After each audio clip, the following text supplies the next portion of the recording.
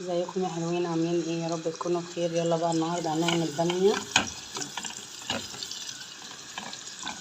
بس لا، اول مره تشوفوني متنسوش تعملوا لايك وشير. اهم حاجه انا هنا حطيت معلقه سمنه وبصلايه هنسيبها طبعا تصفر.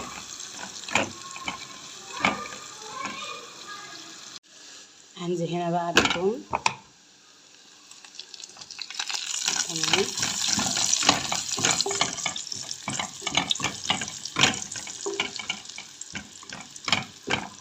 اول ما الريحه بتاعت الثوم تطلع بننزل بالصلصه.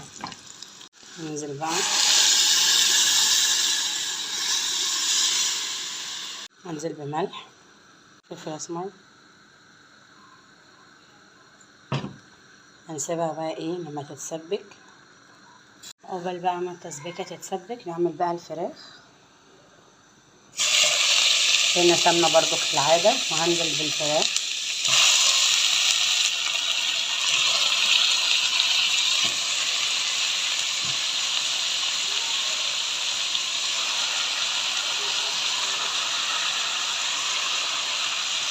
هتاخد بقى تشويحه. هنا قلبتها على الناحيتين. هنزل بقى بقوطه وبصل وجزر، نبدأها تقلبها على الناحيتين بقى بالميه.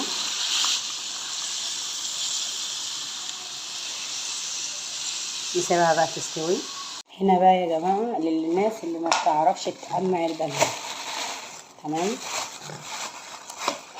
هنا بس اهي الباميه اهي، تمام.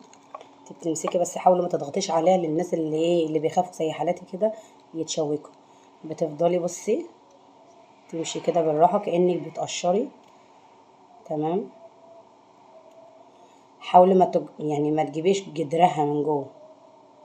بصوا اهي، تمام اهي. واحده كمان، بصوا اهي اهي، بصوا زي الفل اهي. كمان ده للناس المبتدئه اللي ما بيعرفوش يقمعوا الباميه.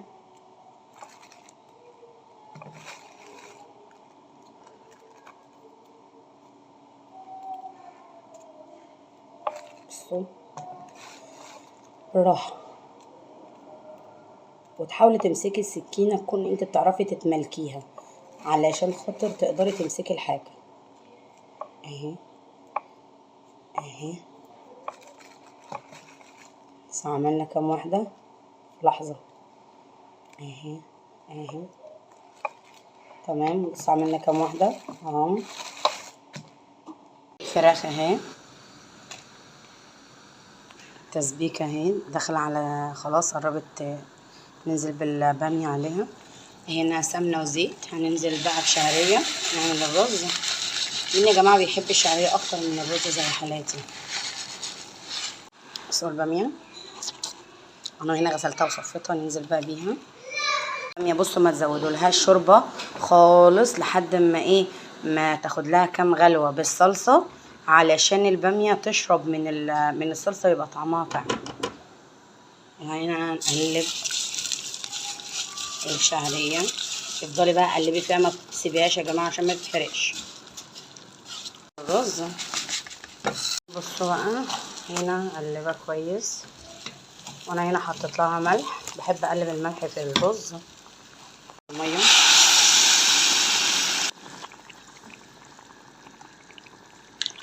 ونسيبه بقى يستوي. وبصوا بقى الباميه بتغلى على الاخر اهي. وهنا انا قفلت على الفراخ. وهنا انا بسلق بتنجان. الفراخ هنا، الباميه، البتنجان مسلوق ده خطير على فكره، السلطه. ولو الفيديو عجبكم ما تنسوش تعملوا لايك وشير عشان الكل يستفيد. سلام عليكم.